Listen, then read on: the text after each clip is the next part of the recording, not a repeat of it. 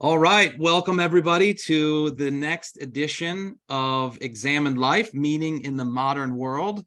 I am Nathan McCullough, your host, and have a very special guest with us today, Jerome A. Miller, Professor Emeritus at Philosophy at Salisbury University, where he taught for 37 years. He's the recipient of numerous teaching awards, including the Maryland Board of Regents Award for Teaching Excellence, and many published works, The Way of Suffering, A Geography of Crisis, in the Throe of Wonder, Intimations of the Sacred in the Postmodern World.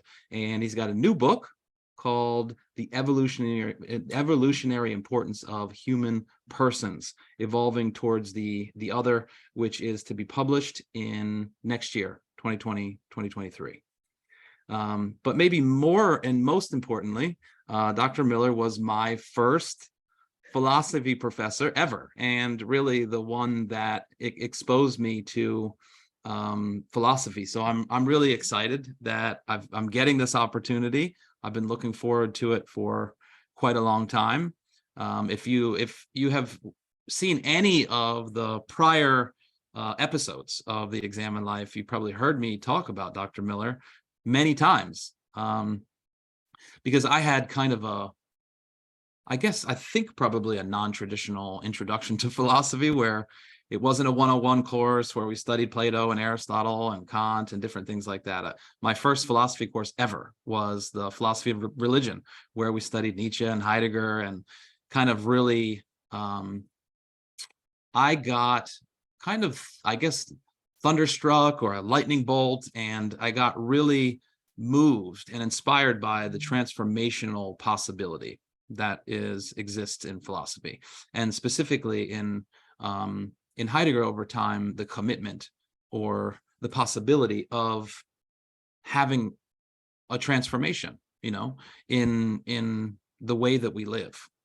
And so this project I started about a year ago, and it really is an exploration into why, Socrates said, 2,500 years ago, or however long that was, that the unexamined life is not worth living.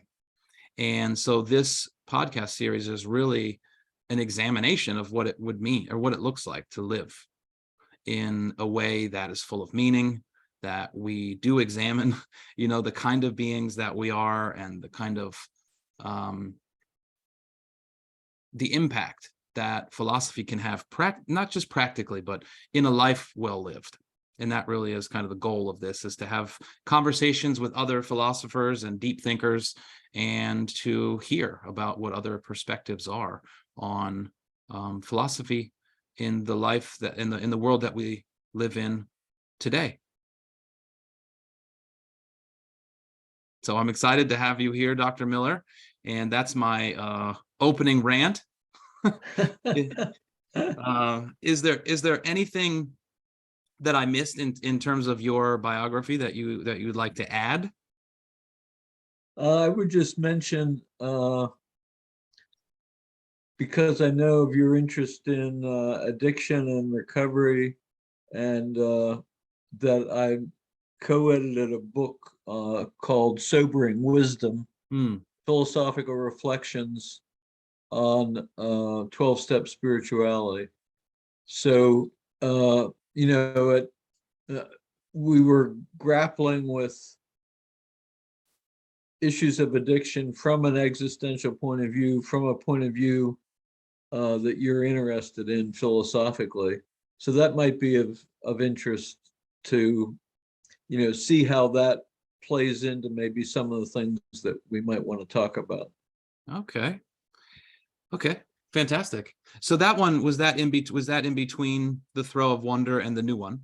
Yeah, that was just about 5 years ago. It's actually, I edited it with another student, one of my fellow students, and I think there's about 12 essays in it, and I wrote one of them and wrote the introduction. Okay. So it's it's not one of my books, but it's an edited collection of essays from people from a wide variety of perspectives. Okay, that's fantastic. Yeah, Yeah. we can definitely talk about that. I remember, is it Richard Rohr? Are you familiar with Yeah. he's a Catholic priest, I think. Right.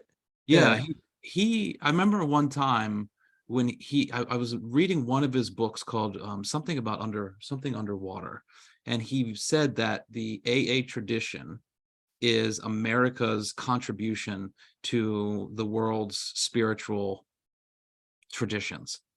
Yeah. That's very interesting. Yeah. Yeah. So I hadn't thought about that distinctively American character of it, but I guess it is. That's certainly where it was founded. So, yeah. uh, Okay. great.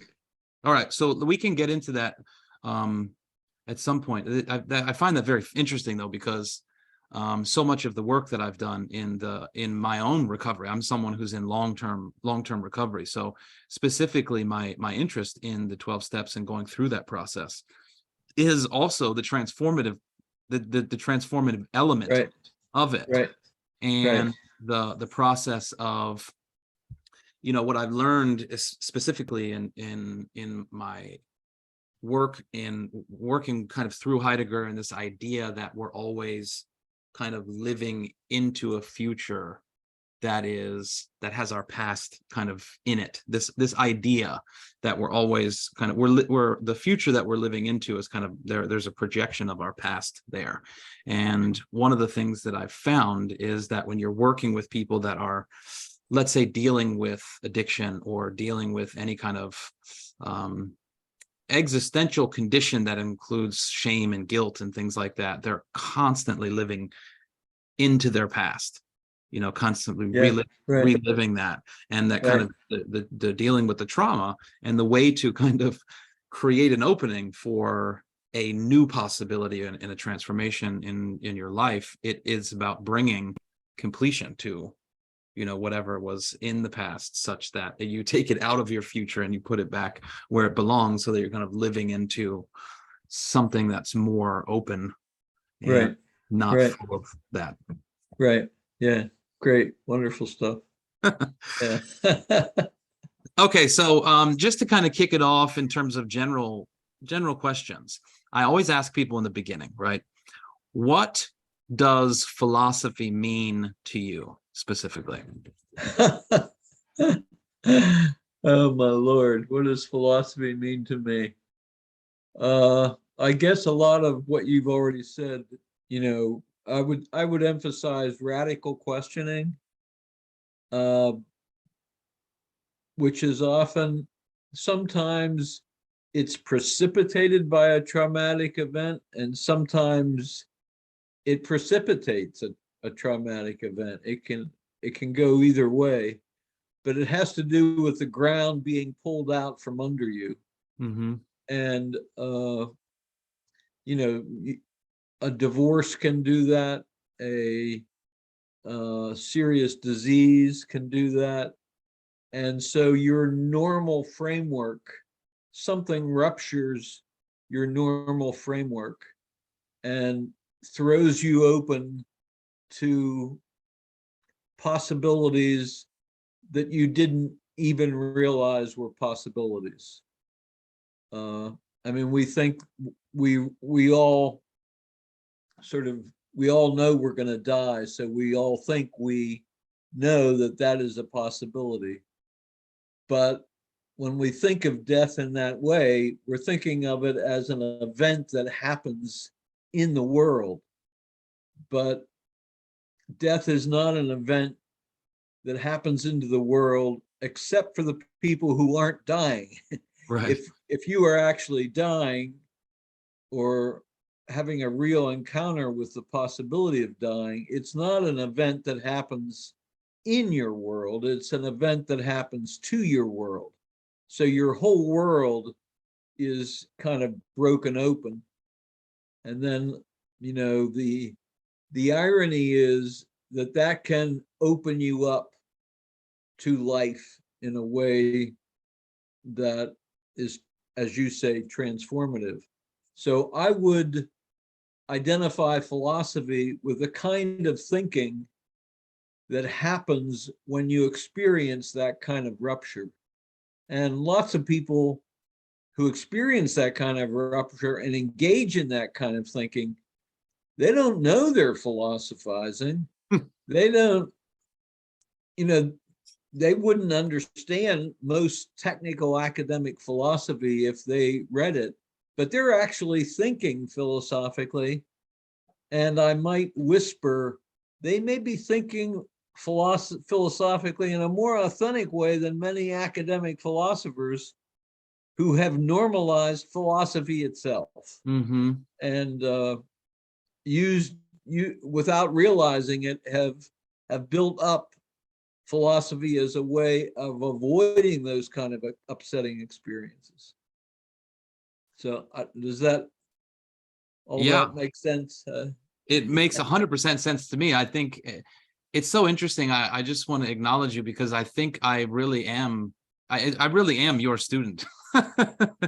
Because I've asked that question to many people on the podcast up until now, and it's most of the answers, and there's no right or wrong answer, right? But a lot of them are it's a way of thinking, or it's a way of questioning.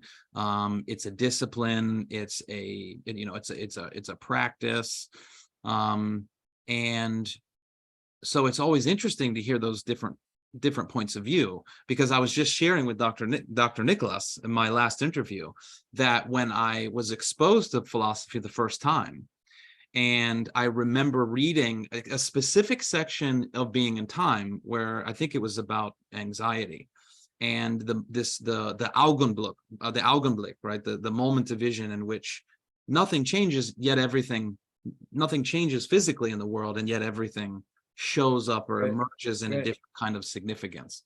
And me having that kind of experience, and for the last, I don't know how long it's been, 20 years, in some way or shape or form, trying to have my life be kind of given by not losing sight of the finitude that really comprises who we are and the meaning that we have in our life, and to not allow that to be covered over by a search for knowledge in the kind of, I don't know, in a representational way or something like that.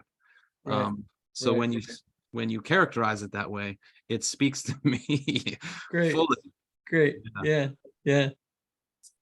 So, okay. So with that in the background, then how did you get started? Like, what made you want to pursue philosophy for yourself? I mean, I probably shouldn't say this, but what the heck?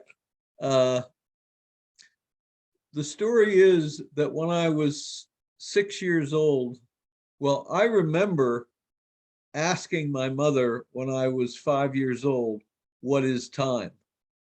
So, apparently this started very early.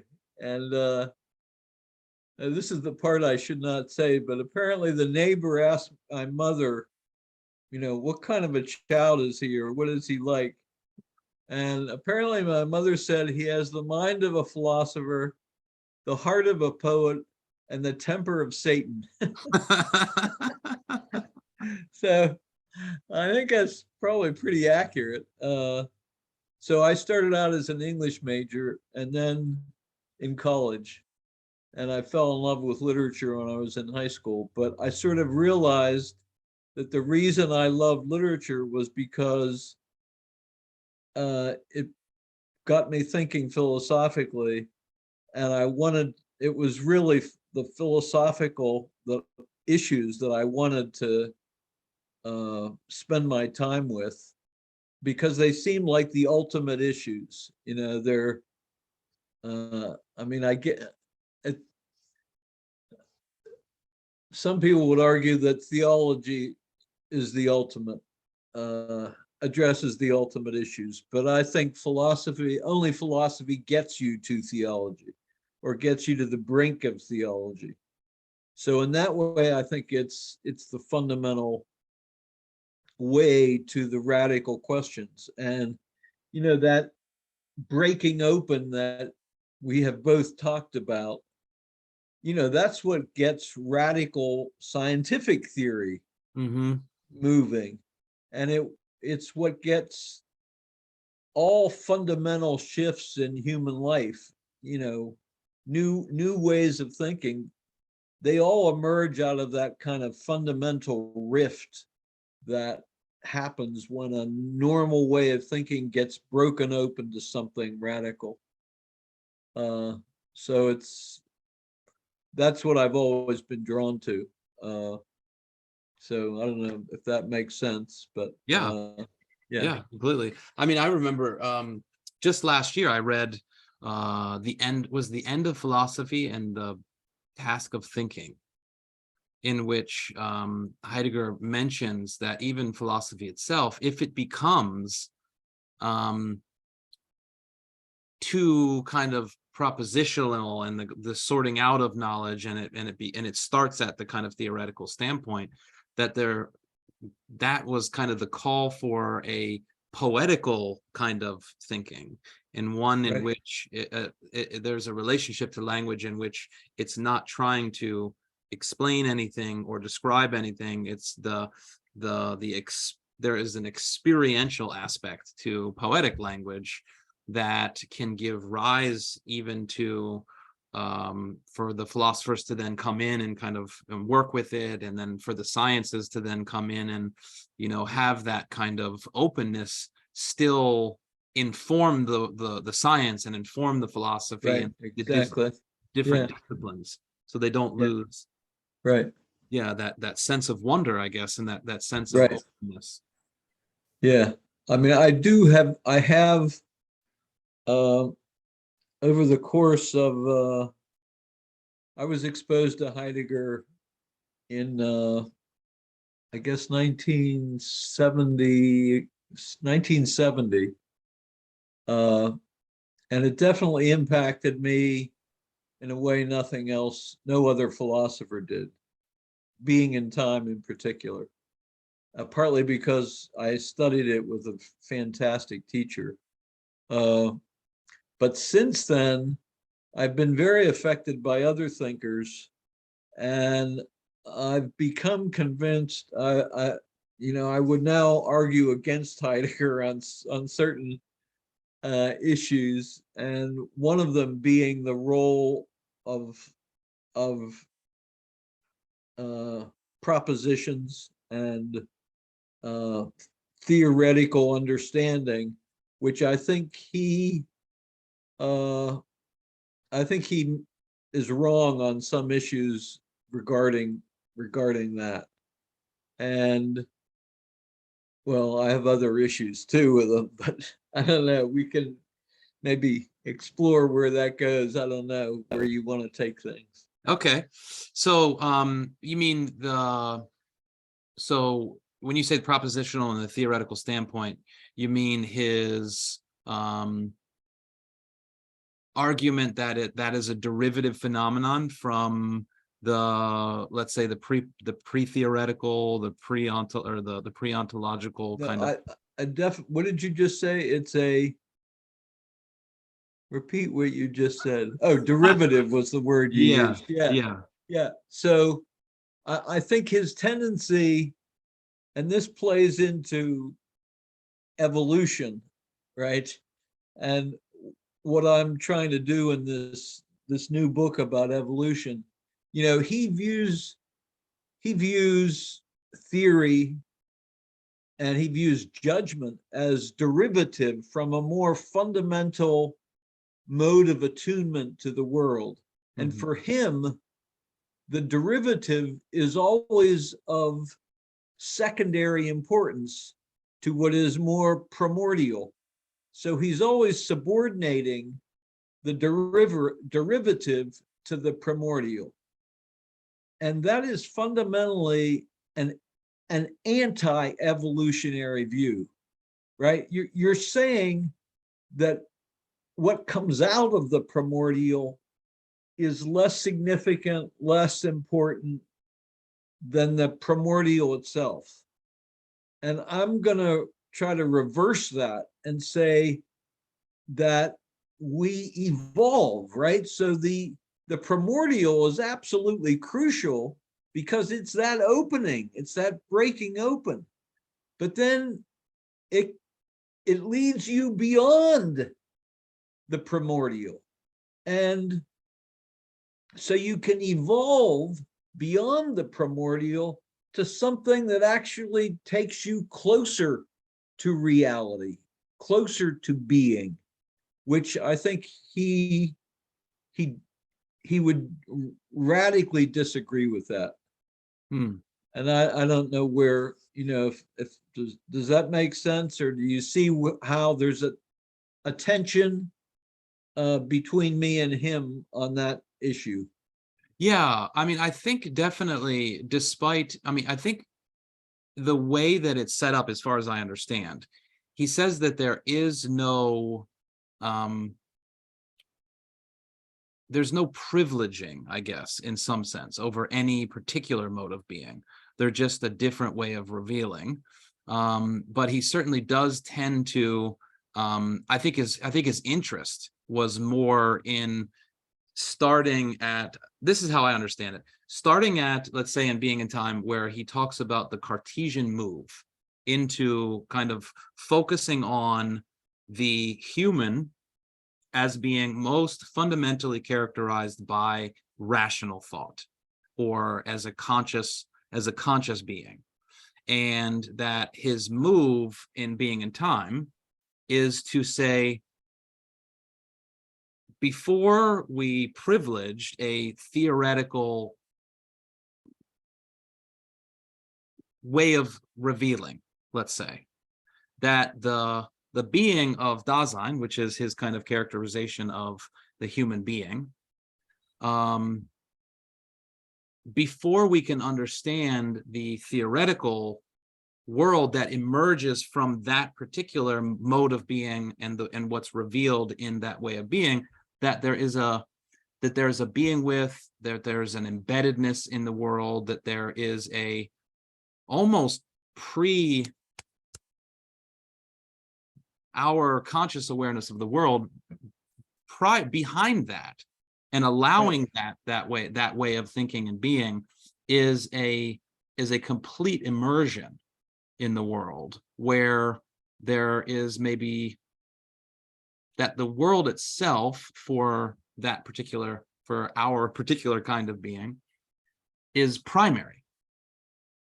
And so phenomenology, as far as I understand it, is the ability to allow, let's say, the phenomenon to emerge out of the inquiry, and that the theoretical way of being, or the theoretical mode of revealing, as I take him to understand, kind of what being is in that sense. So the way meaning is revealed in some sense, that the theoretical, which has been, let's say, championed by the philosophical tradition up until him, in his mind probably, that he wants to kind of turn around and reveal what allows that kind of thinking to even be possible. And so I guess I don't think that he's saying, although I can see what you're saying, that he's saying that is more important. But he does seem to spend his whole life, trying to deepen Right. that inquiry. Well, yeah.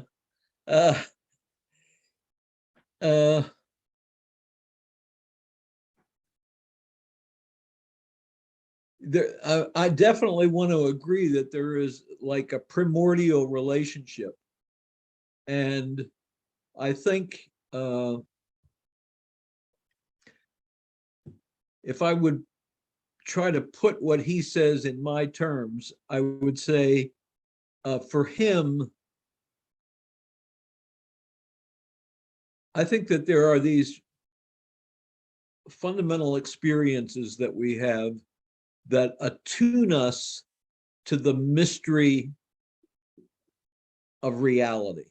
Mhm. He would call it the mystery of being.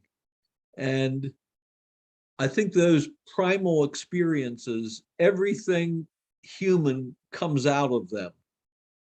And traditionally, it was identified with wonder, wonder, and I tended to identify it with wonder, which is why I wrote In the Throe of Wonder, right? That Mhm. you're caught in the throe of mystery. And I think one of the major reasons why being in time is important is that it privileges dread over wonder. It says that dread is one of these primordial experiences.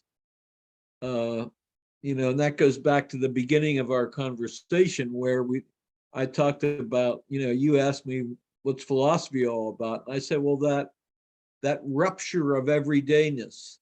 Well, dread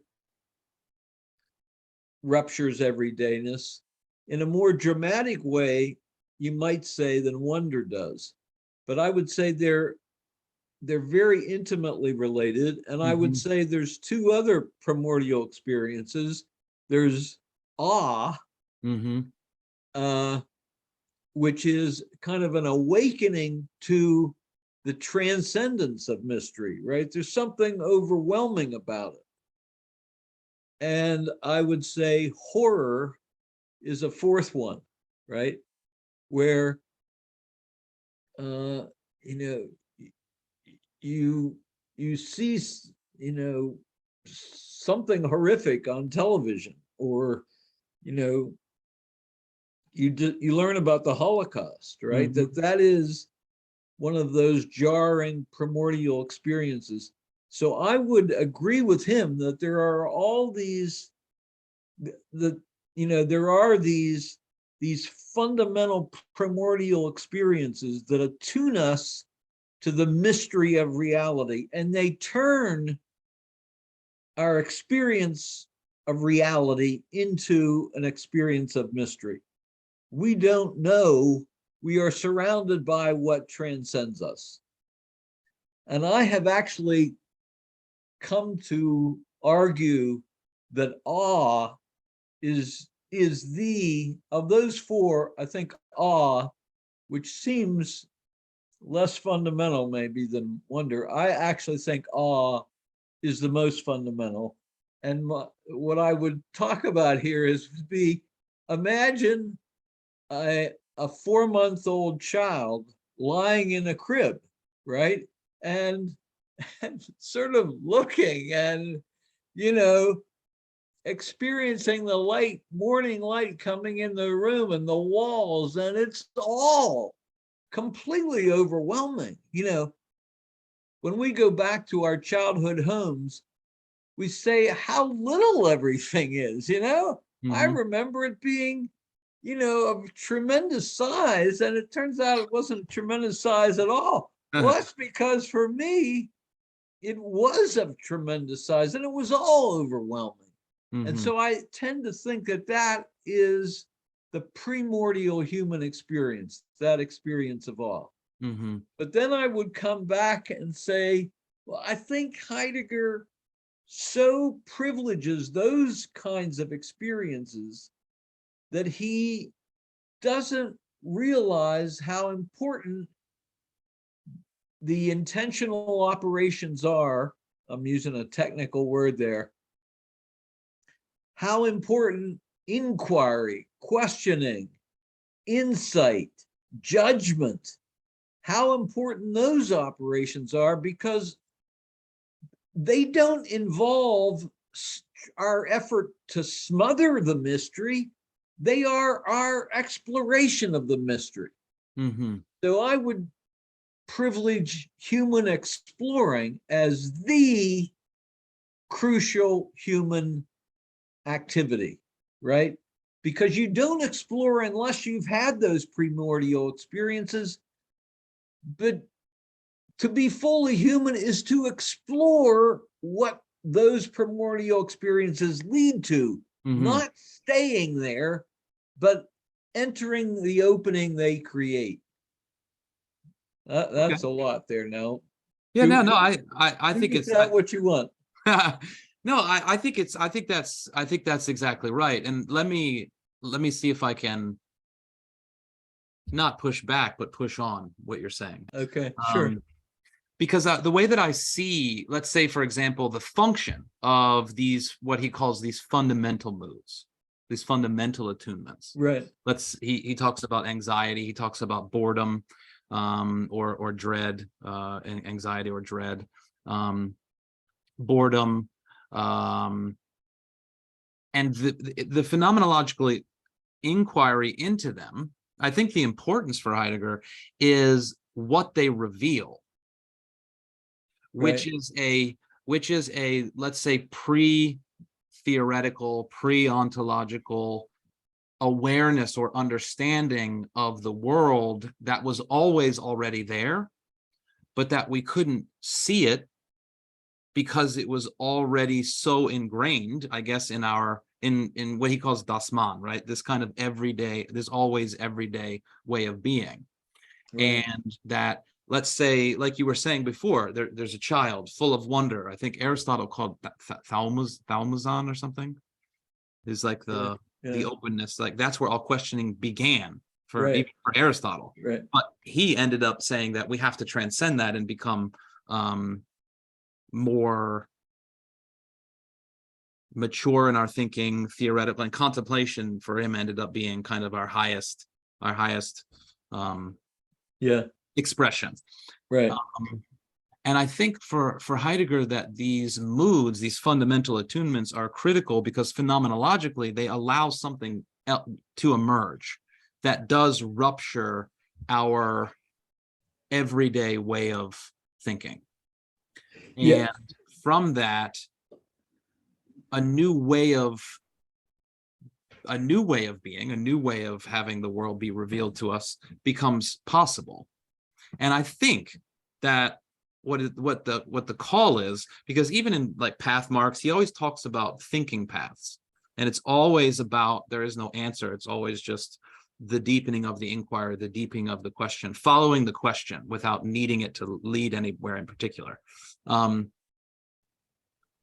That the call of, let's say, philosophy and the call of the sciences and even the call of theology, if you will, is to remain questioning at the level of the phenomenon that they're questioning on, without forgetting that the finitude, without forgetting the being mortal that is is fundamental about who we are.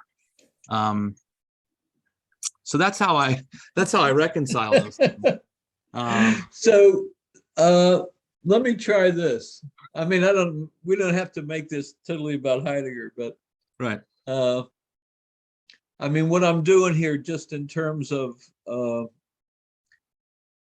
if anybody listens to this, to know where the other, what else has influenced me. Yeah, that's good. It's what I'm bringing in here is Lonergan, Okay.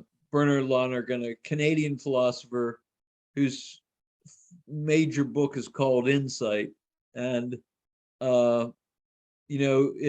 it definitely moves in a very different direction from Heidegger because of the way it argues for what I would call this evolutionary understanding of human intentionality, that we go from those primordial experiences to insight and judgment and responsibility. Mm-hmm. And so let me respond to something. Like Heidegger's big on revelation, right? Is that right? Would you buy that?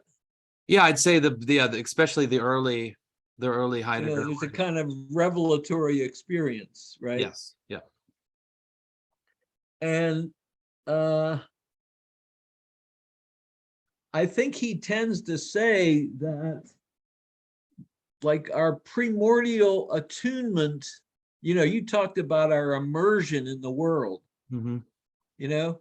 Well, that makes it sound like the world is kind of directly accessed through these primordial experiences. And there's a sense in which I think that's absolutely right. The world is directly accessed through these primordial experiences, but it's directly accessed as a mystery that transcends, that's beyond the primordial experiences, right? Mhm. Now, as soon as you say beyond the primordial, beyond what I'm directly experiencing, you're bringing two things into play. You're bringing the future into play, because if it's beyond, it's not present. So even though I'm directly experiencing it, I'm directly experiencing the future as transcending the present. Mhm. And I'm immediately experiencing the unknown as transcending what I'm directly perceiving. So the unknown and the future are synonymous. So those primordial experiences throw us open to the unknown and to the future. And that means everything other than me is a mystery that I can access only by entering the future. Now, I don't know if that makes any sense, but the argument is that literally everything is an unknown other that we never reach because we are always on the way toward it. Mhm. So us sparrows are inexhaustible mysteries. They always, to access the reality of the sparrow, we always have to stay open to the unprecedented future and the otherness of the sparrow from anything that we have yet learned about Mhm. him or her. Yeah. So where are you with all that? Well, wouldn't you say that that's that? So how is that? So I agree with what you just said. And how is that discontinuous with what what Heidegger is saying, let's say, about any kind of phenomenological ontological inquiry? So when you're doing philosophy, this Yeah. is why he wants to talk about the end of philosophy. When Hmm. you're doing philosophy, you're doing something very similar to science, which Yes. is you're going, when you do ontology, you're going way beyond those primordial experiences into, theoretical, you need insight. Hmm. And when you have, then you get competing insights.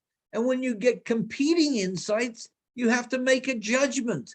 And he never talks about judgment except as a totally derivative human exercise that has to do with kind of retaining the revelations I've had. And so judgment and debate get totally trivialized, I think, Hmm. in his account of them. And I should whisper that includes political debate gets trivialized. And now we're in a bad place. Hmm.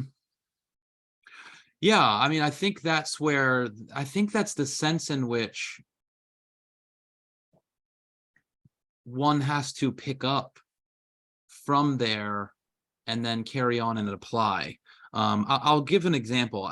One of my friends that I interviewed on the podcast, he's a teacher at, I'm going to get it wrong now, but in Wisconsin, and he teaches nurses and health professionals Heidegger essentially phenomenology, and the method of staying open and attuned to somebody else's world and their experience in a way that it allows the theoretical, let's say, conscious, intentional, judgmental, not in a moral sense, way of being and thinking, and which one has to do if they're engaged in any kind of important activity in the world, but infusing it with a sensitivity to something deeper and something that is behind what they're always already doing. It's informed with that kind of awareness, let's say. Right. And that's where I think, I think that's for Heidegger, that's where he sees his role is to almost take a step back from the tradition that had done, how do you outdo, what Kant and Hegel were doing, but being able to kind of look prior to that mode of thinking to the depth of experience without saying that there's something wrong with the theoretical mode, but that there is something that is unseen when you are in the theoretical mode of let's say, thinking, acting, being, that there is something that is underneath of that always, that is unseen. And that is, I think, for Heidegger, being, right? Yeah, but I think that that's dangerous. I think we only get to being through primordial experience, intelligent insight, rational judgment, moral responsibility. All of those are essential to access being. And I think, the way you just presented it, it's sort of like intelligence and rationality inevitably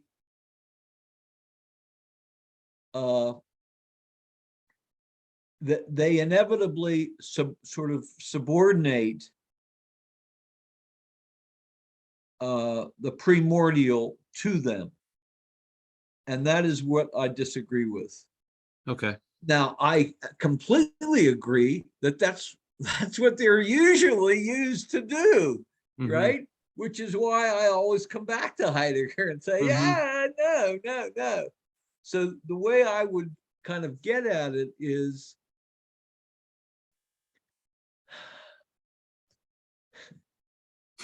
so,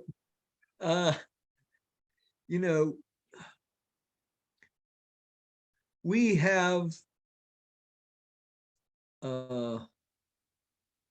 have these categories, and we have this, technical term here for a second, a hermeneutical framework, right? And we encounter things, and then we assimilate them into our framework. And so we label them and we categorize them. And all of that has to do with normalizing the unfamiliar, right? So that it doesn't upset us. Right. So we use our intelligence and our rationality to do that. And that needs to be ruptured, shattered. We need to be broken out of that, right? And awakened to the other as other. Okay. But then I would argue that what Heidegger doesn't really get is that instead of intelligence and rationality being our way of assimilating the other into our framework, we can use intelligence and rationality to assimilate our intentionality to the other. into the other, Mm-hmm. so that you can be, the nurse, for example, relying on her intelligence and her rationality can come to an appreciation of the patient in the patient's individual life, right? The patient as a unique individual. Mm-hmm. And here I would bring in what psychoanalysts do, and I've been exposed to them the last 5 years in a way I had never before. A really good therapist or psychoanalyst enters into the other's experience and comes to understand the other in a completely remarkable way. And that kind of understanding requires not just that primordial attunement, it requires insight and judgment, right? Mm-hmm. To be able to really understand what that person is experiencing, you need to know psychology. Mm-hmm. It's not enough to just have that primordial attunement. Now, Yeah, no, I think that's exactly right. I just, I mean, so there's a guy named John Vervaeke out of the University of Toronto. He just finished a 56-part series on YouTube called Awakening from the Meaning Crisis. And he's a cognitive scientist. He teaches cog science and also philosophy out of the University of Toronto. And also embodied practices, a lot of like Qigong, and a very interesting thinker. And one of the things that I think plays into what you're saying is that he talks about, let's say, the landscape of our perception. He talks about affordances and relevance realization. That's what he calls them, right? So based on whatever attunement and whatever mode of being or thinking that we're in, let's say we're in a theoretical mode, or we're in the pre-ontological mode, or whatever, that whatever is in our perceptual field, if you will, this is kind of like Merleau-Ponty, kind of picking up from Heidegger, that things emerge as important or not important, as salient or not salient in our it's kind of like the carpenter, Heidegger's carpenter in the workshop, right? Based on the project that he's engaged in, and what that determines what's important to him in the moment, and then what emerges as a possible thing to pick up and use. And all of these things are kind of create a phenomenological approach to cognitive science in that sense. And then it also reveals a lot, I think, in terms of what's possible with AI, or artificial intelligence, this kind of mapping of intelligence. And one of the things that he argues is that there is different kinds of knowing and intelligence. And there's what he calls participatory knowing, which is kind of, he goes back to he's a Neoplatonist in some sense. He goes back into this idea that the forms are not something that are extra-worldly. They're not something that are in another realm. There's a participation between the one and the many. So the one, or the form, being, let's say, the insight, or the judgment about what something is and how it participates in the way that we interact with the world. And that one of the most powerful ways of enacting intelligence, let's say, is through dialogue. That this idea of the back and forth cadence that emerges in communication, something else can be revealed, and then that can then lead to another sort of path to then go down. So I hear him talking that way, and I profoundly resonate with what he's saying. What is his name? His name is John Vervaeke. How do you spell it? Vervak? Yeah, I'll send it to you afterwards. Well, it's interesting because Lonergan, the guy I mentioned, is a University of Toronto person. Okay.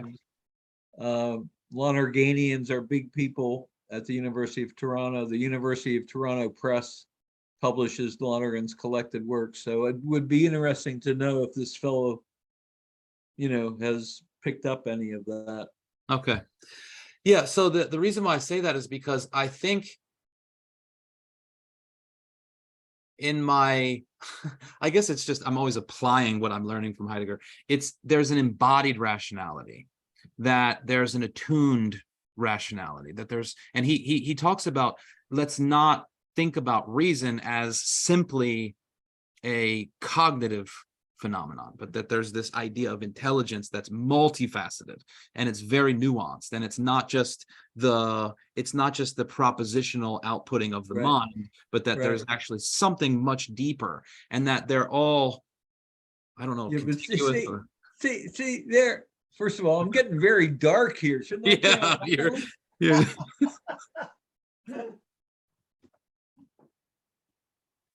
there you go. Is that better? Yes. You might have wanted me to disappear into the dark. See, I mean, and listen to what you just said. You said,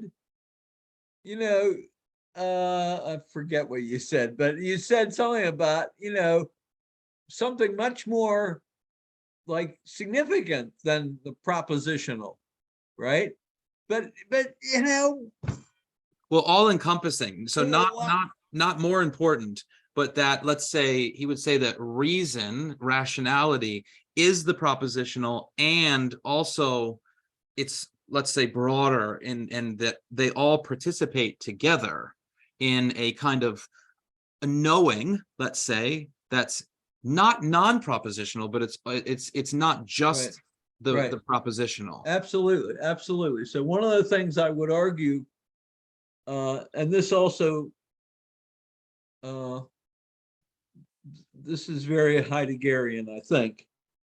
I mean, for Heidegger, that fundamental primordial attunement involves both state of mind and understanding. So it's both affective and cognitive. So Yes. if you go back to wonder, wonder, it's an affective experience, and it's an exercise of intelligence, right? And they're inextricably connected, right? I mean, and the same for each of those. And what I would argue that wonder, dread, awe, horror, each of them is a kind of primordial awakening of Dasein, of the human person, both cognitively and affectively, to, a fundamental dimension of reality. And if you detach intelligence from the affective life, you have fundamentally screwed up. And, that is where modern rationality is totally screwed up, right? Because it detaches and separates the cognitive from the affective, and that's a total disaster. And so in that sense, I'm of course totally sympathetic to the critique of scientific rationality. But what I'm always arguing about is, don't identify rationality with perverse, screwed up forms of it. Correct. Right. Yeah. And I think there's, I mean, I have been very persuaded, I guess, that being in time itself, right, is a very Kantian transcendental enterprise. I mean, this project itself is written by a philosopher who's creating a particular kind of systematic way of thinking.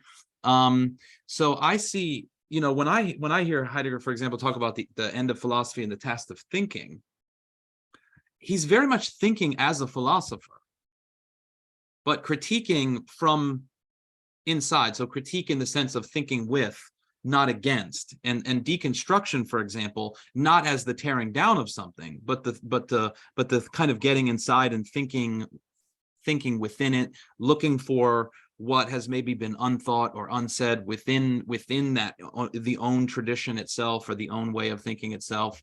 And I think what I'm most persuaded by in this way of thinking is the way that it's not just Heidegger as well, but Nietzsche as well, this idea of what Heidegger calls Gestell, the standing reserve of everything, the impact of privileging fully this kind of theoretical representational type of thinking that leads to our relationship to the world as what he calls a filling station, and what Nietzsche calls the total economic what does he say? The total economic something of the world. So the relationship even to our environment and into the human as a resource, right.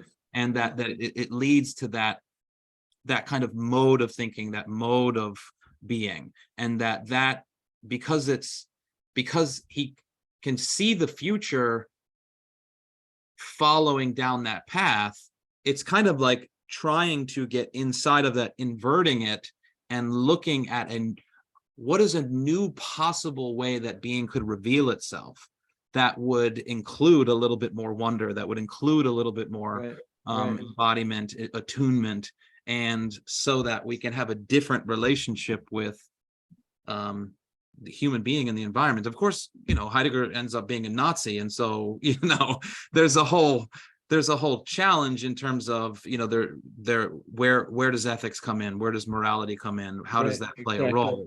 And so there's obviously we have to think with and through Heidegger and kind of envision a different world. But I think there's something that's very critical about the embodiment of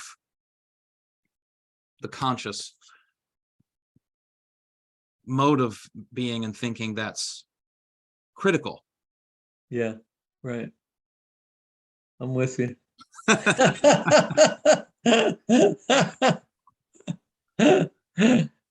Okay, so let me ask you a couple of questions specifically about. Sure. So you wrote a book called The Way of Suffering: A Geography of Crisis, right? So it might play into like what we've been talking about, but where there's it's a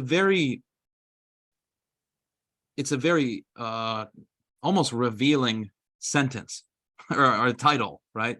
So where did this idea come from? Is this from your own personal experience, or what is the genesis of this book? It's a good question. Actually, there is a biographical dimension to it, because my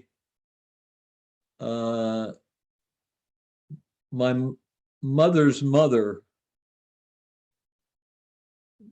died giving birth to my mother's sister. Mm. And that was the great trauma of that family, because it was a very tight, very very close family. So they were profoundly affected by that. And that my mother was 3 when that happened, so that obviously had a big effect. And then my mother got rheumatic fever when she was 11 and had to spend a year and a half in bed. Mm. And this was in 1928 or 9. And so there was radio, but there wasn't much else in terms of what do you do when you have to lie in bed. So she read, and she read the classics. She read Jane Austen when she was 11 years old. Oh my God. And so, I like to say that I'm a philosopher because my mother got rheumatic fever when she was 11 years old. Mhm. But, those two experiences, were overwhelming experiences. But what I kind of absorbed from my mother's talk about those experiences was that this kind of suffering, the kind of suffering that involves, can like open your world in ways that you would not have expected. And so that led me to sort of start thinking about suffering, and then my own experiences of listening to my mother talk about trauma, and my own little experiences of trauma, and just, and then reading Heidegger sort of helped to bring all of that together. And a lot of things that I read suggested that suffering is not, and one of the ways I would criticize Heidegger is that he doesn't explicitly talk about it enough. Mhm. He doesn't talk about how Gelassenheit, letting be, really involves suffering. It involves allowing yourself to be overwhelmed by things. And, of course, then growing up in America from the 50s on, you realize that we live in a culture that's obsessed with avoiding suffering. Heidegger would say, avoiding letting be, but I think it's more revealing to say avoiding suffering. So we're obsessed with convenience, and we view having to wait in line at the grocery store as, we get angry and all of that. And I get angry, of course, because Yeah. I'm one of the idiots I talk about, right? Yeah. And so that led me to start thinking about all of this. And in that book, I do argue, and this is again very against Heidegger, right? That Heidegger never really realizes what the experience of nothingness is all about. Hmm. He makes it the focal point of being in time, but I don't think he ever really gets it. And I think that has to do with his stance on religious issues. So I don't know if you want to get into that. That's a minefield, but you've gotten blurry for Yeah. some reason. I don't know what happened. It's like You, my camera's trying to find me or something. Okay. there you are. Is it better? You're there. Okay. So I don't know if you want to talk about that or what. Well, I mean, I love the idea. I mean, I think this is one of the things that really attracted me from the very beginning into, you know, I mean, I think most of the philosophy courses that I took when I was at Salisbury were with you. But I think, and then obviously me dealing with addiction later on, having this kind of perspective of not trying to glorify suffering, but understanding the importance of allowing yourself to fully undergo something and to allow it to be something has really in a lot of ways given me a particular kind of humility and perspective when dealing with really challenging times that has allowed me to stick with it and not see it as something negative. I'm at to the point now where I would never want to go through that period again, but I'm incredibly grateful for having done so, because of what it kind of revealed. It was not a philosophy of suffering; it was the undergoing of it in a first-person perspective, like Right. really having to deal Right. with that.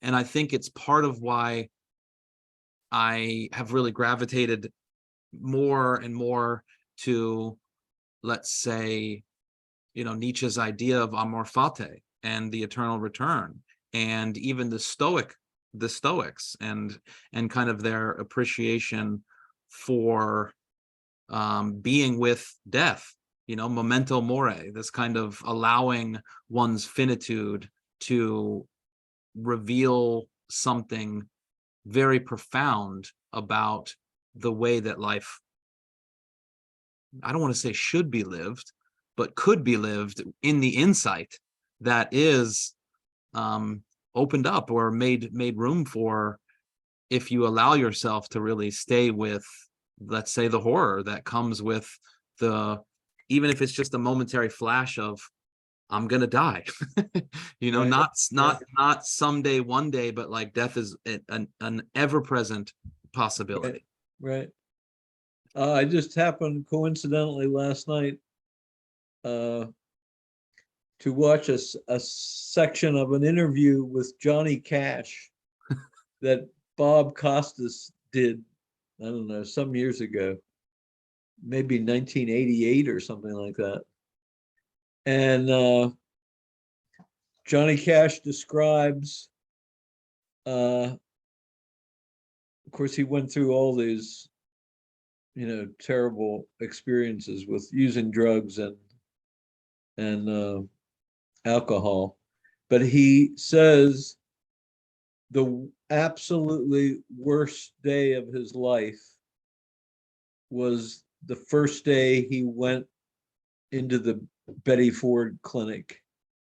And he says he has never experienced anything worse than that first day.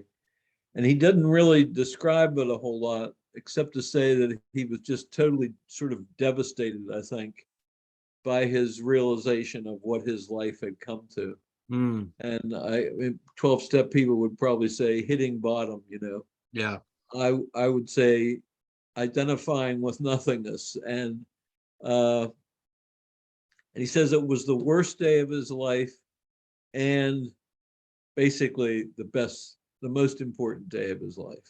Yeah. And it opened up what he had never really experienced before. And, that path that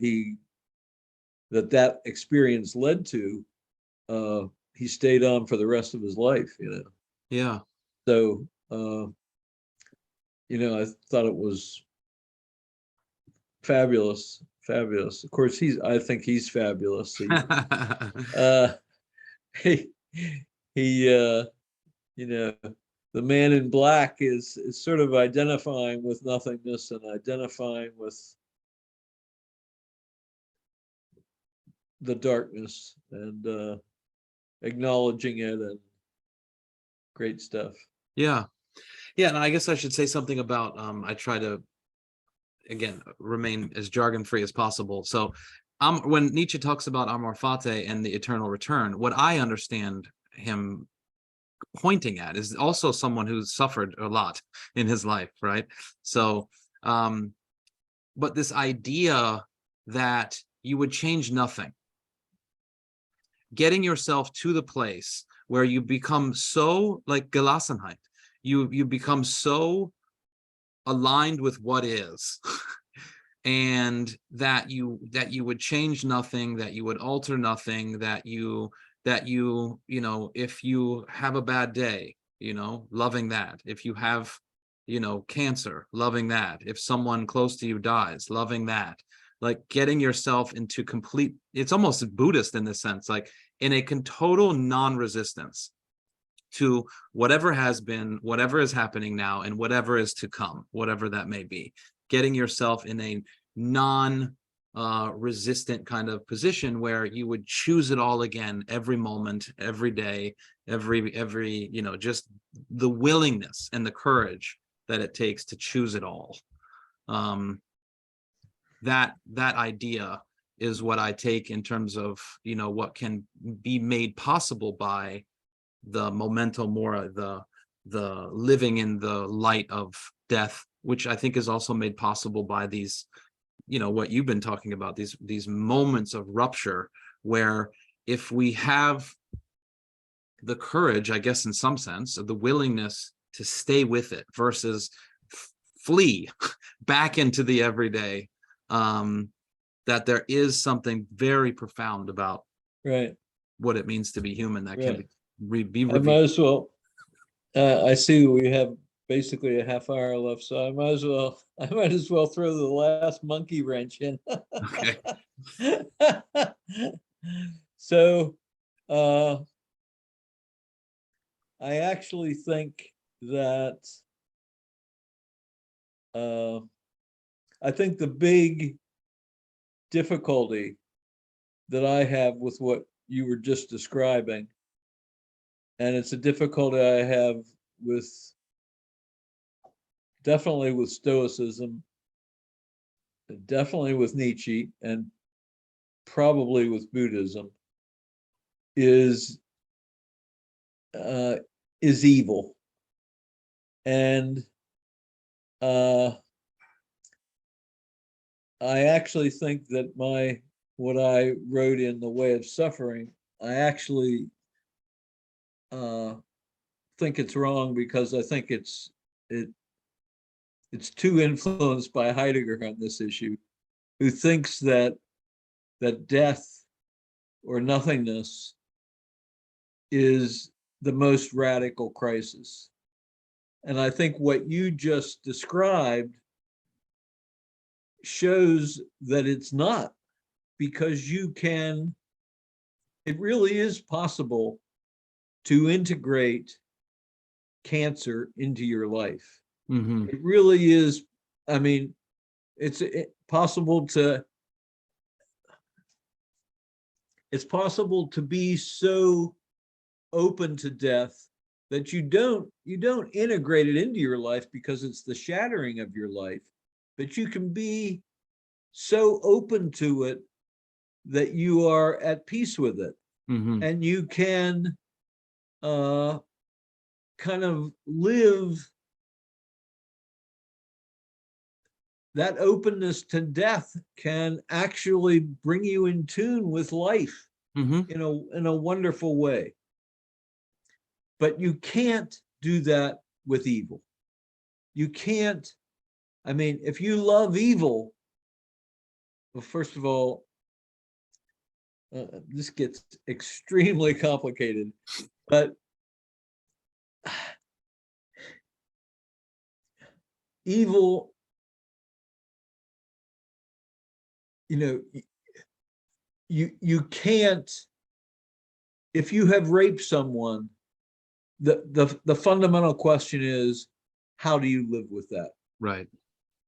And my basic answer is, you can't.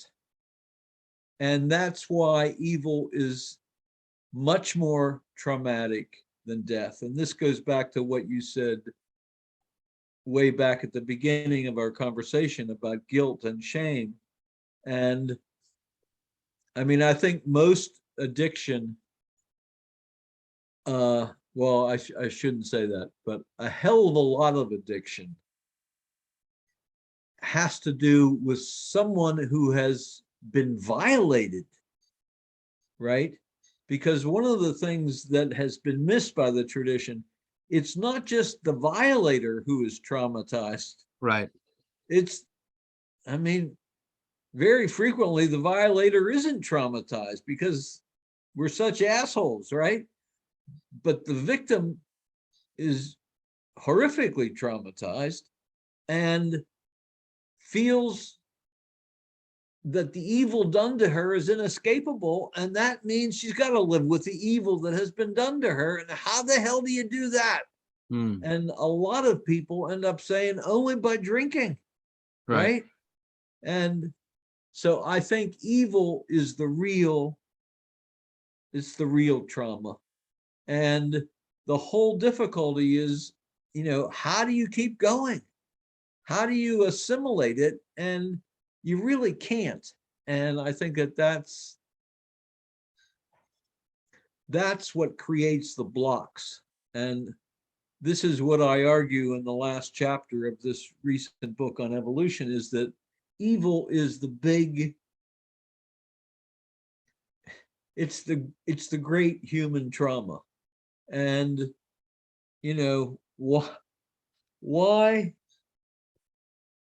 why are American blacks and American whites still stuck? Because how do you get past the past. And that's back to your question, how do you get past the past when such evil has happened in it? And, look around the world and you've got Shiites and Sunnis still killing each other.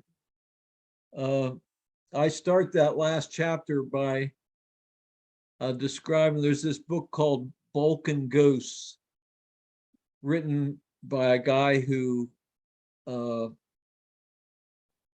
visited the Balkans rather, when things were everything was erupting again in the early 90s. And he describes this incredible funeral procession, and I forget which of those countries it happened in, but he describes how there was this terrific mourning in this funeral procession, and it was a funeral for somebody who had been murdered, right? Not somebody who died of cancer, but somebody who had been murdered. And then you find out that this murder happened in like 1350. And you realize it's 1990 and they're mourning as if it happened yesterday.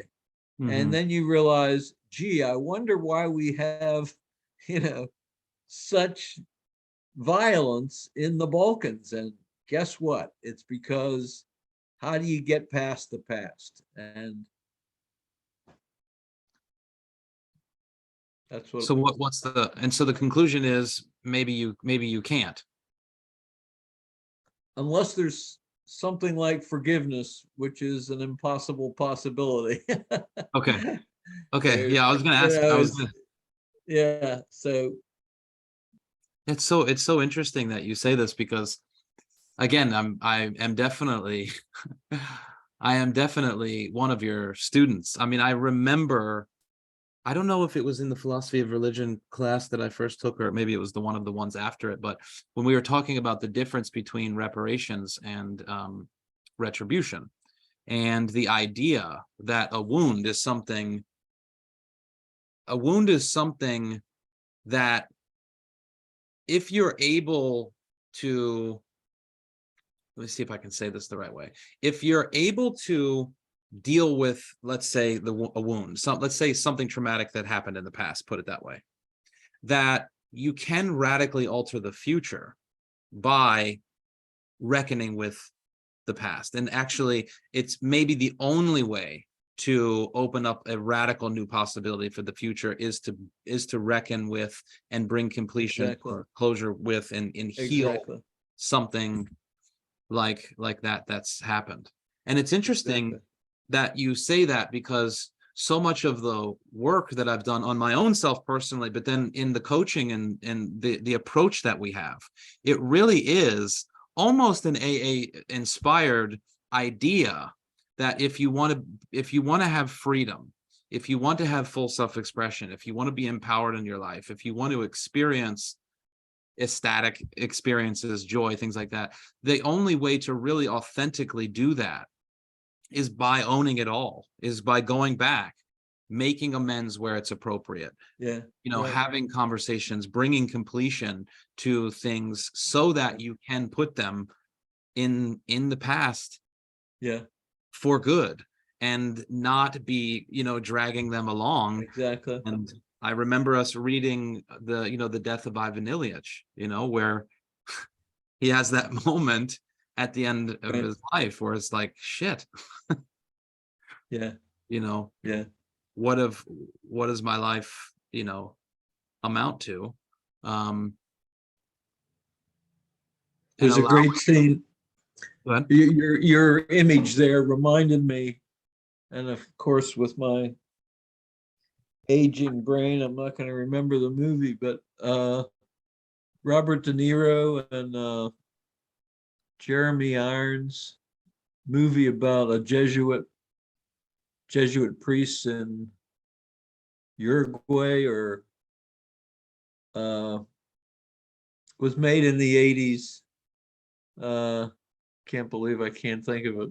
but they're involved in the slave trade. The De Okay. Niro character is involved in the slave trade. And then he has a conversion experience and repents. And but he's tormented. And there's a scene in which he's literally climbing a mountain and he's carrying this very heavy weight, literally. And but he's metaphorically, he's tormented. And I think it's the Jesuit priest who turns around and cuts the rope and basically releases him from this burden that he's been carrying. And that's the transformative experience. And it's great scene, great music. And of course, I can't think of the name of the movie. Oh, that's great. I'll have to check that out. Yeah, It's not coming to mind either. I'm not sure if I've even seen that. yeah. But that's I mean, I'm also influenced a lot by, are you familiar with Jordan Peterson? No. Okay, so he's on YouTube right now. He's like a celebrity almost on YouTube. But he uploaded all of his collegiate, he's a psychoanalytic thinker. He's a Jungian, essentially. But he goes through the big 5 personality traits. And when he was teaching at one of the big universities, now I can't remember the exact university, but he was one of the first people to put all of his lectures online, where he was talking about all these different psychotherapists. And he talks about Heidegger and Nietzsche and a lot about Jung, extremely influenced by Jung. But always dealing with evil, and specifically very deep philosophical, psychological engagement with Solzhenitsyn. Yeah. Yeah. What happened in World War II, what happened in Russia, what happened in Maoist China. And one of the key things that I've learned, that I've really tried to bring into my own life in a very profound way, is this idea that we relate to, let's say, Nazis or people that have done these radically terrible things as if we're somehow in a morally privileged position, and we would never, we can't even understand how someone could do that. But then when you actually go back and you realize these are very good people, decent people that ended up doing one thing and then doing something that was maybe a little bit worse, and then a little bit more and a little bit more and a little bit more. And then they found themselves, participating in something that we is very, very clearly can see as morally abhorrent, but that they've kind of like, it's kind of like a just a trickle effect, where someone just like you and I, who grew up maybe in this specific place with this specific influence, and they ended up following an order to do something little, and then a little bit more, and then a little bit more, and this idea that you're not nearly as far removed from Exactly. radical evil than you think you are. Right. That's something that's really stuck with me, because I've done things that I'm not proud of, and if I saw someone else do some of the things that I've done, I would think, how could they do that? And then I remember I've done Exactly. that I almost dissociate from. Exactly. Yeah, and that there's something very, very, very important about having that insight, because it allows you to, I think, interact with people in a much more compassionate way. Absolutely. Yeah. So that's the evolutionary importance of human purpose evolving towards the other. I mean, I think that's the with challenge. ideas. That's what blocks us. That's what blocks evolution, is these dilemmas we've talked about of that evil creates. And so that the argument is that human evolution is going to depend on exactly what we've been talking about, some way of breaking through the barrier that evil creates. And, we've all done it and have all had it done to us. And so I think that's the crucial issue. And so what do you think then?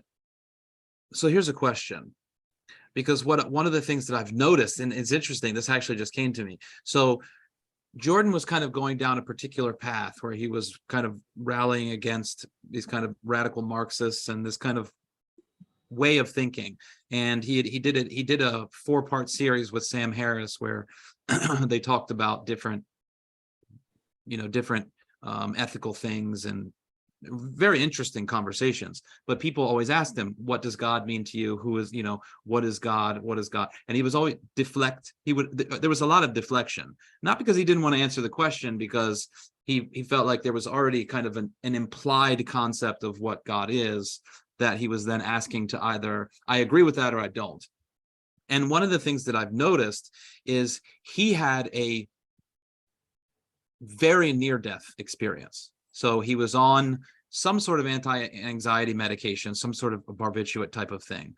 And the doses were small, and then they were more, and then they were higher, and then he decided, I don't want to take these anymore. And he had anorexia. I can't remember exactly what it was called, but he had a horrific withdrawal response, and his whole body shut down. He disappeared for like a year and a half and was almost died. And then when he came back, he's now come out with a whole series on Exodus, and he did a whole 15-part series examining the early biblical passages, and now the idea that I hear him engaging more in is that if we're going to make it as a human species, there's got to be some sort of something divine, for a lack of better term, but that one of the things that's missing and allows for, let's say, evil and facilitates not being kind and generous and loving towards others, is not being oriented in some way, disposed in some way by a God-like orientation, whatever you want to relate to that as. Right. So what would you say is the relationship between the possibility of us making it, dealing with evil, and some sort of either God or transcendent reality or spiritual tradition? So this might seem like a strange way to start answering that, but one of the things we talked briefly about, how rationality gets screwed up when it gets detached from the affective. I think one of the ways that science got profoundly screwed up is because of this concept that to be objective requires being unemotional and value-free, right?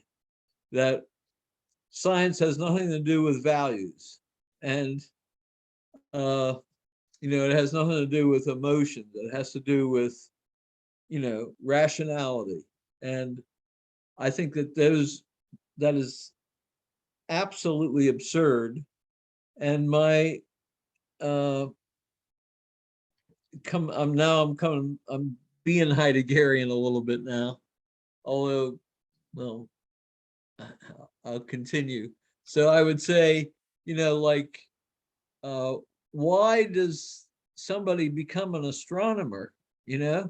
Well, I would argue it's because, something happened to them at 6, 7, or 8 that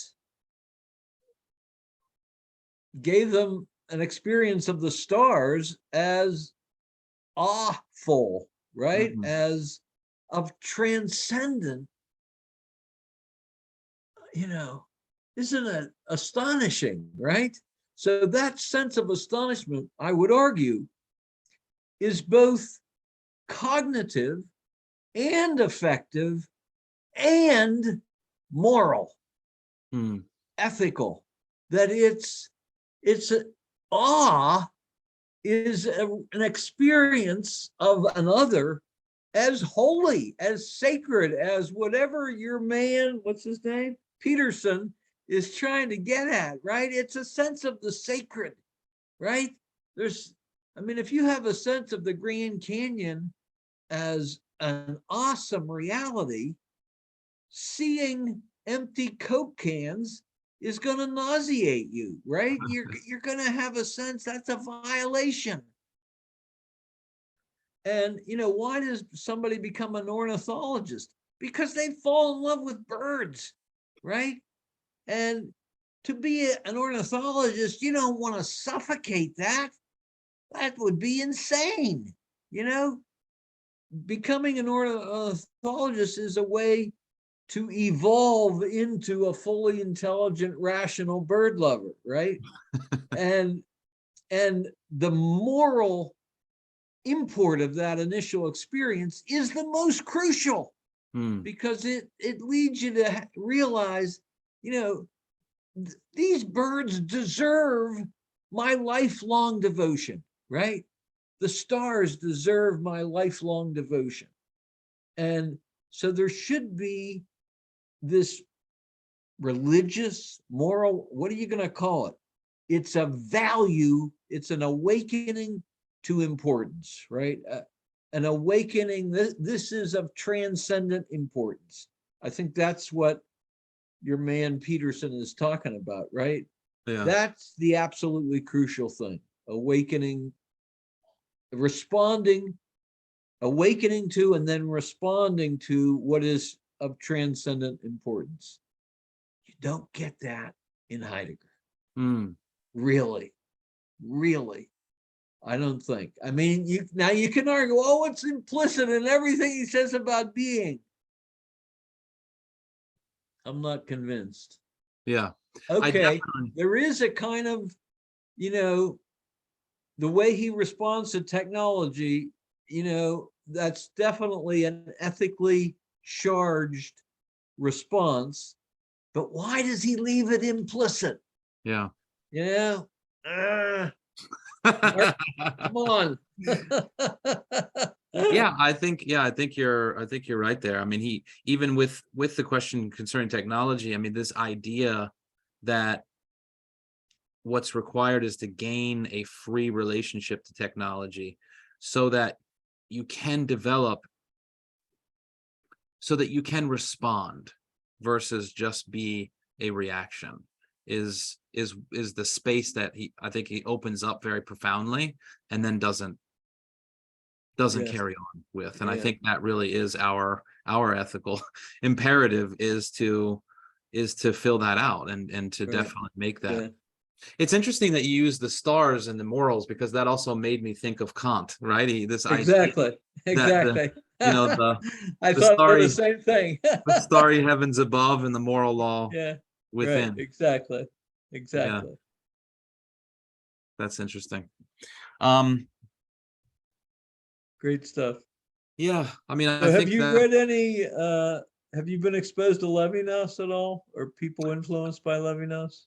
I haven't. I mean, what you were saying now, it makes me think of that. I mean, I know that Levinas's very little that I've read is really taking the ethical seriously and taking the other seriously. And I It think might be a kind of counterbalance to Heidegger. I mean, I think I have problems with all these guys, but it's like a dagger in your heart the way he does it, so that it sort of says, you got to think about it, and that's what he gets you doing.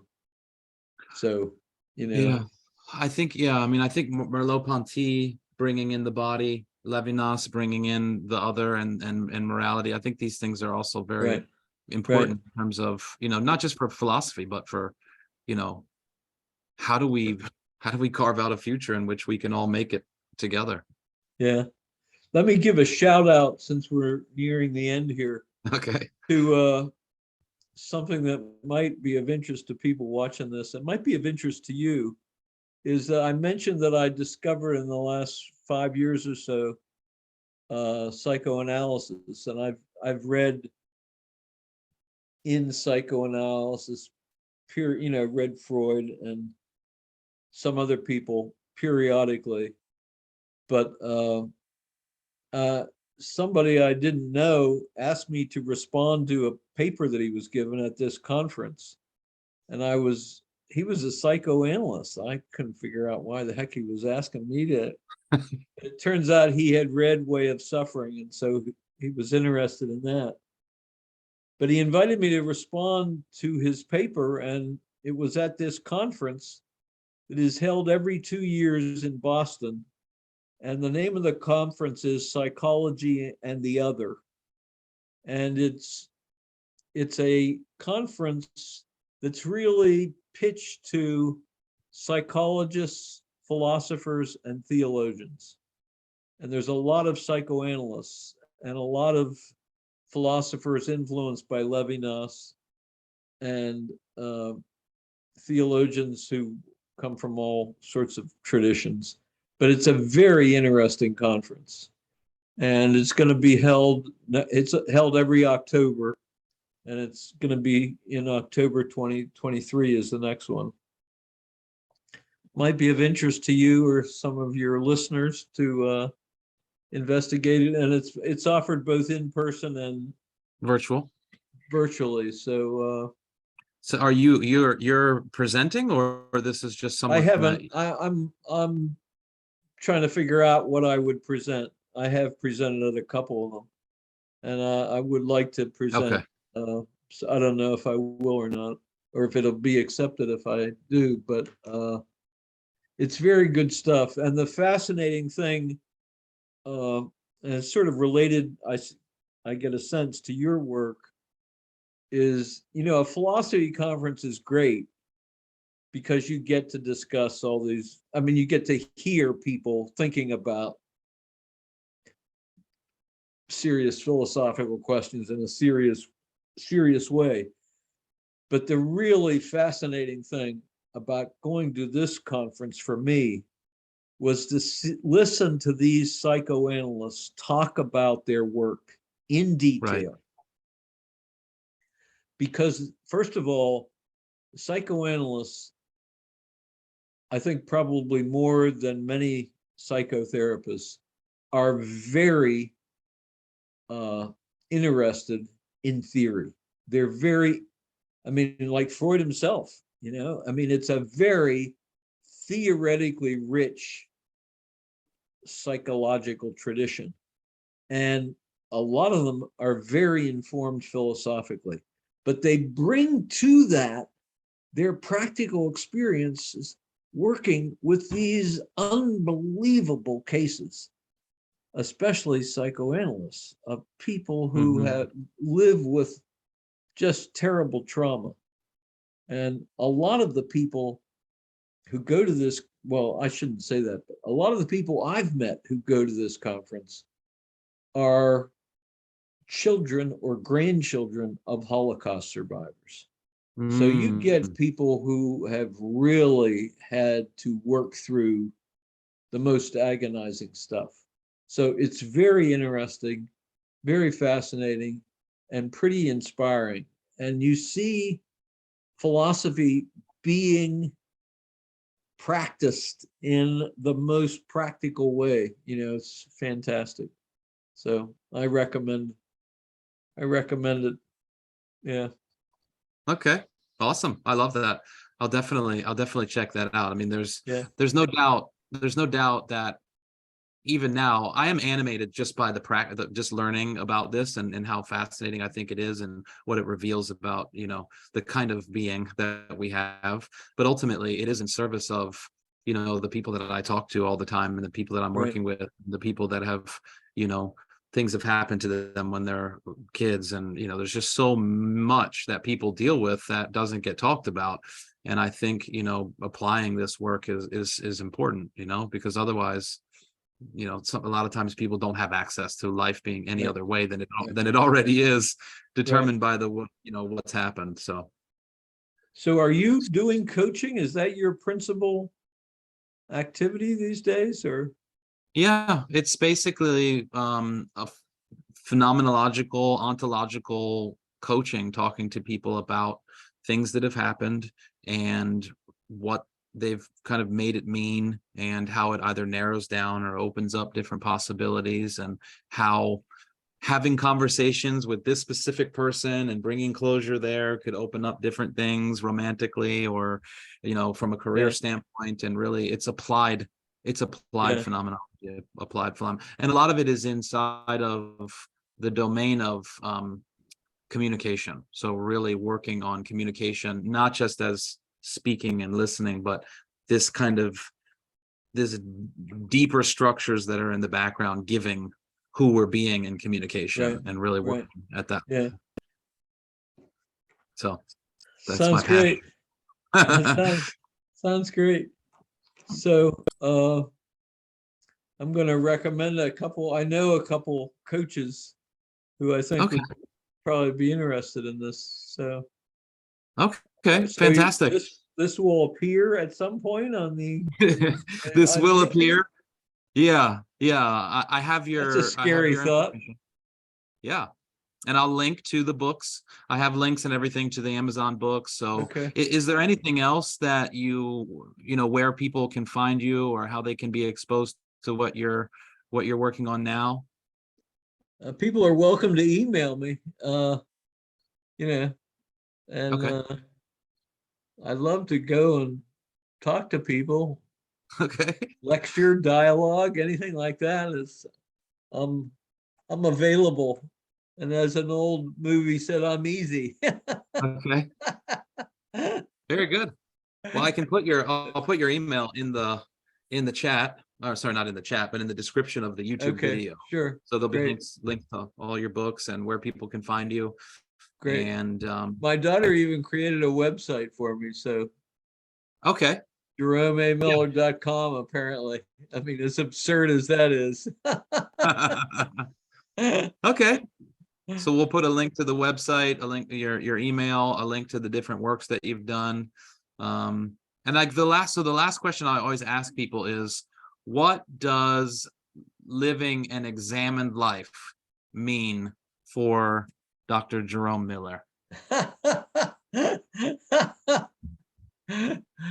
Well, it means I spend a lot of time thinking and trying to live in relationship to that which thinking leads you to, Mm, So try to be open to trauma, try to be open to the divine, the sacred, try to be open to other people, try to do things like this, try to write ideas, try to find the right word, which is a daily struggle, a daily joy too. So, yeah.